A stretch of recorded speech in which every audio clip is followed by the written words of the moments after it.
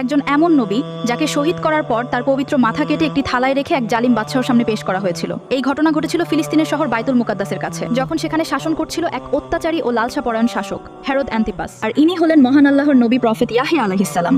তিনি ছিলেন পবিত্র, সত্যবাদী এবং আল্লাহর প্রেরিত নবী।